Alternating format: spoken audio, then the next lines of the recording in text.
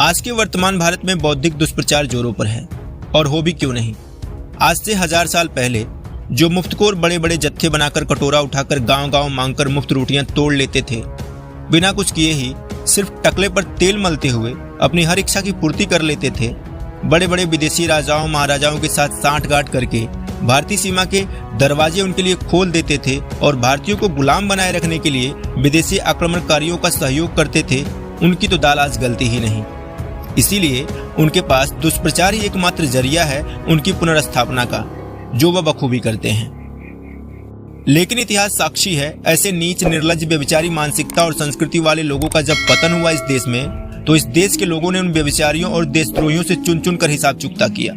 नतीजन इस देश में 1000 सालों के अंदर ही उनकी संस्कृति को जमीनोजद होना पड़ा। कह सकते हैं कि इस देश से बौद्धिक षड्यंत्रकारियों का अंत हुआ और इस देश ने भारतीय राजाओं के संरक्षण में आगे बढ़ने का प्रयास किया। लेकिन तब तक इस देश ने विदेशियों के आघात को सहते सहते अपनी मूल संस्कृति सभ्यता से जुड़े बहुत सारे अध्यायों को पीछे छोड़ दिया था, जिसे फिर कभी दोबारा पाया नहीं जा सका।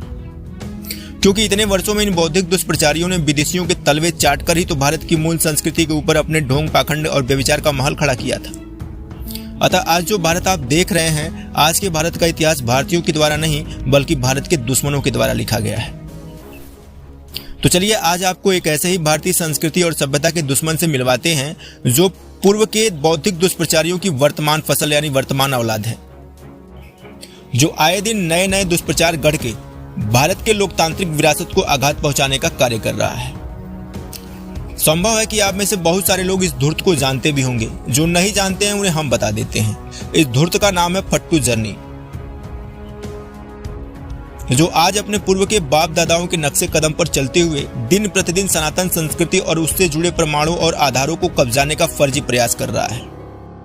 थोड़ा ध्यान दीजिए तो आप पाएंगे आज ऐसे दुष्प्रचारियों के पास सत्ता की चाबी नहीं है, तो भी आलम यह है कि यह हर रोज आपके धार्मिक सांस्कृतिक मत और मान्यताओं देवी देवताओं ग्रंथों पर आघात करते रहते हैं।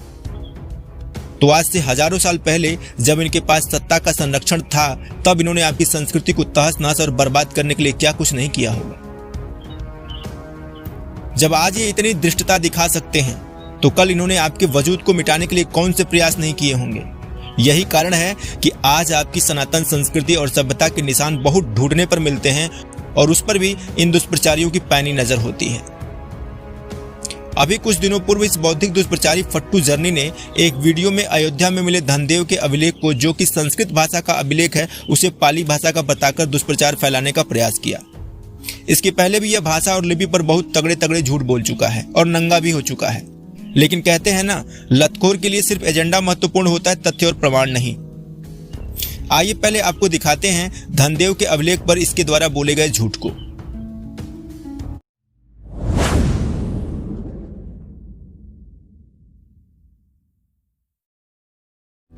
यहां आप साफ साफ देख और सुन सकते हैं कि यह ढोंगी यहां पर सफेद झूठ बोलते हुए यह कह रहा है कि असल में अयोध्या इंस्क्रिप्शन पाली में है और इस अभिलेख में ब्राह्मणों ने जबरन विसर्ग डाल डालकर संस्कृत बना दिया।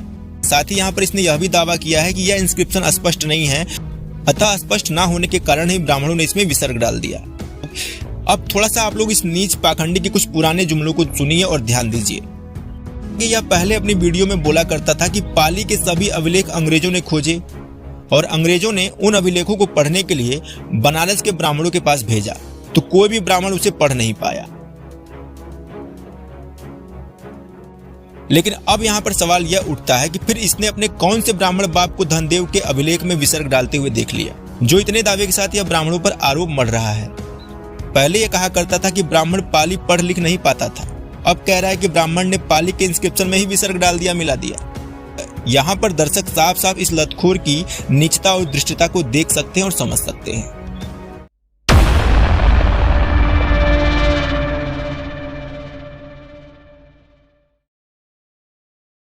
जी हाँ, इसने अपने वीडियो में जिस अभिलेख को पढ़ने का दावा किया है, वह अभिलेख ही इस वीडियो में उल्टा दिखा रहा है। मतलब कि यह इतना बड़ा वाला साइंटिस्ट की छठी औलाद है कि अब यह संस्कृत अभिलेखों को भी उल्टा करके पढ़ता है और उसे पाली बना देता है।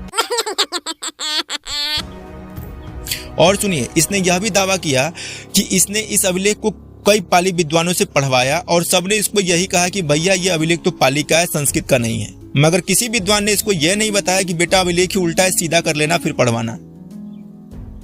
मतलब जितना समझदार यह है उससे 100 गुना समझदार इसके तथाकथित पाली वाले विद्वान हैं। तो चलिए इसके पाली विद्वान से भी आपको मिलवा देते हैं। इनसे मिलिए। यह है पाली भाषा के प्रकांड विद्वान, जिनकी फेसबुक पोस्ट को उठाकर इसने अपनी वीडियो में यह महाझूठ बोला कि धनदेव का अभिलेख पाली में है। देखिए इस फट्टू ने जहां से नकल मारी है उस विद्वान में कितनी अकल है। यह जो फेसबुक वाला तथाकथित पाली भाषा का जानकार है वह लिख रहा है कि मूल अभिलेख में विसर्ग नहीं है, लेकिन इस पुस्तक में जो अभिलेख दिखाकर ब्राह्मी लिपि का देवनागरी लिपि में अनुवाद किया गया है उसमें अनुवादक ने जानबूझकर विसर्ग मिला दिया है। आगे यह दावा करता है कि संदर्भित मूल अभिलेख में लिखा है द्विरखमेद याजिन, जबकि यह जो अनुवादक है इस अनुवादक ने लिख रखा है द्विरस्वमेध याजिना। अतः इस अनुवादक ने भ्रम फैलाया और मैं जो बता रहा हूं वही सही है। मतलब इस फेसबुकिया नोटिंग की बाज ने जो कहा वो सही है, बाकी यह जो बुक आप देख रहे हैं वो टोटली गलत है, फर्जी, वो ब्राह्मणवादी है। लेकिन यहां पर तथाकथित भाषा वैज्ञानिक ने यह नहीं बताया कि द्विरखमेद याजिन का पाली भाषा में अर्थ क्या होता है, क्योंकि यह अभिलेख बिना अर्थ का तो लिखा नहीं गया होगा। तो यहां पर इस फेसबुकिया इतिहासकार ने द्विरखमेद याजिन का मतलब नहीं बताया, मगर यह जरूर बता दिया कि यहां पर 2 बार अश्वमेध करने की बात नहीं है।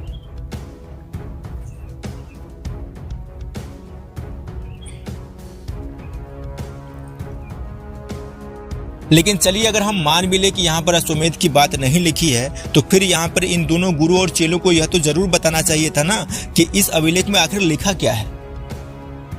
अगर यह पाली भाषा का इंस्क्रिप्शन है तो द्विरखमेद याजिन का मतलब क्या लगाया जाए, क्या समझा जाए, यहाँ पर क्या पढ़ा जाए। क्या यहाँ पर 2 खरगोश को मारकर पकाने की बात लिखी है? क्योंकि अभी फट्टू अपनी रिसेंट वीडियो में मेध का मतलब बलि बता रहा था। तो दर्शकों, क्या आपको पता है यह पाली में द्विरखमेद याजिन का मतलब क्या होता है? अगर जानते हैं तो कमेंट में बताइए। अगर नहीं जानते हैं तो जरा उस फटुआ को पकड़ के लाइए, घसीट के लाइए और पूछिए कि भाई फट्टू, अगर यह अभिलेख पाली में है तो द्विरखमेद याजिन का मतलब तो बता दे। और अगर ना बताए तो उसके टकले पर सरसों का तेल लगाइए और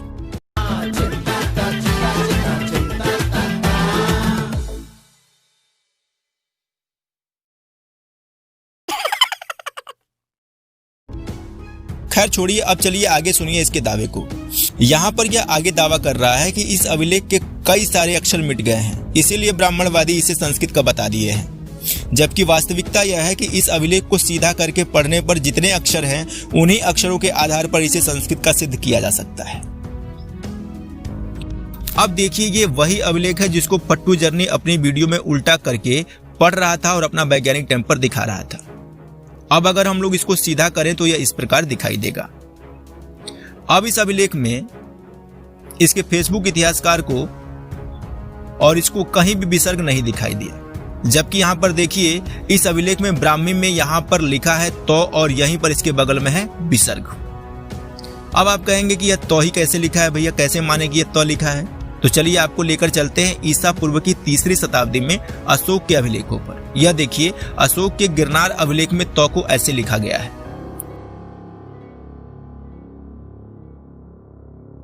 तो यहां तक तो आपको तो समझ में आ गया। और अब आगे आप कहेंगे कि यह बगल में 2 बिंदी विसर्ग ही कैसे, यह कैसे मान लें, क्योंकि फटुआ ने तो बोल रखा है कि विसर्ग तो होता ही नहीं। तो चलिए इसका भी समाधान है। इसके लिए हम आपको लेकर चलते हैं 2री शताब्दी में लिखवाया गया उसाव दत्त का अभिलेख, जिसमें यज्ञों के बगल में 2 बिंदी विसर्ग ही है। और ठीक इसी प्रकार इस अभिलेख में तो के बगल में आपको 2 बिंदी जो साफ साफ दिख रही है वह विसर्ग ही है। यहां पर यह 9 के बगल में भी जो 2 बिंदी दिख रही है वह भी विसर्ग है। इस अभिलेख को जो खुद फट्टू जर्नी ने ही अपनी वीडियो में उल्टा करके पढ़ा था, उसको सीधा करने पर आप लोग 3 स्थानों पर 9 और तो के साथ विसर्ग का प्रयोग देख सकते हैं। ब्राह्मी में 9 को इस प्रकार लिखा जाता है और उसका प्रमाण भी आपको इन 2 अभिलेखों में मैं दिखा देता हूं, आप देख लीजिए। यह ईसा पूर्व अशोक के अभिलेख से है और यह ईसा बाद की 1ली और 2री शताब्दी के कुशिन वंशी राजाओं के मथुरा अभिलेख से है। इस प्रकार इस अभिलेख में एक जगह पर 9 के साथ विसर्ग है, दूसरी जगह पे यहाँ पर ये तो है और तो पर एक ही मात्रा लगी है और यहाँ पर लिखा है ते और इसके साथ यहाँ पर विसर्ग लगा है। और यह तीसरी जगह है जहाँ पर लिखा है तू और इसके साथ यहाँ पर लगा है विसर्ग। अब यह तो रहा इस अभिलेख में विसर्ग जो इन मक्कारों और धूर्तों को दिखाई नहीं दे रहा था। अब थोड़ा आगे बढ़ते हैं और द्विर खमेद येजिना को भी पढ़ने का प्रयास करते हैं। लेकिन सबसे पहले यहाँ पर आपको यह समझना होगा कि यहाँ पर इस फेसबुकिया विद्वान ने ख किसे पढ़ा है और कैसे पढ़ा है।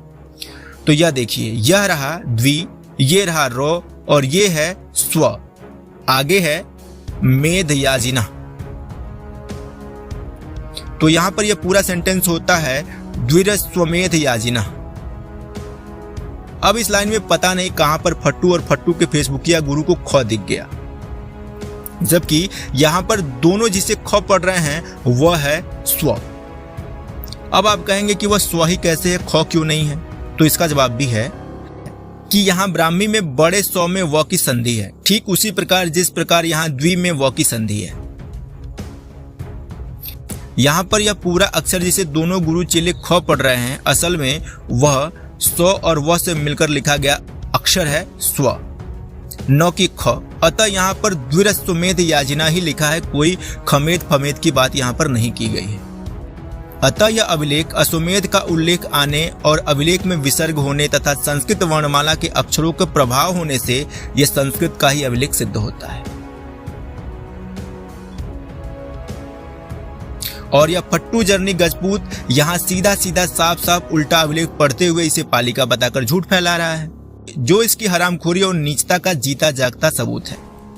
इन हरामखोरों की यह नीचतापूर्ण हरकतें कोई आज की नहीं है, यह सदियों पुरानी हरकतें हैं। ये सदियों से यही करते आए हैं। दूसरों की सभ्यता और संस्कृति को हड़पने और निगलने में इनका कोई सानी नहीं है।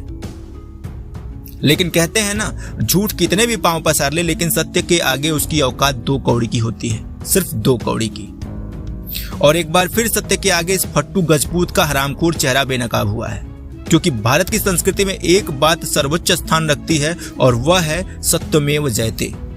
इसी के साथ आज की इस वीडियो में बस इतना ही। अगर वीडियो अच्छी लगे तो लाइक करिए, कमेंट करिए और इस चैनल से लोगों को ज्यादा से ज्यादा जोड़िए। हम फिर मिलेंगे भाषा और लिपि पर दुष्प्रचार फैलाने वालों के लिए एक और शानदार वीडियो लेकर। तब तक के लिए जय हिंद।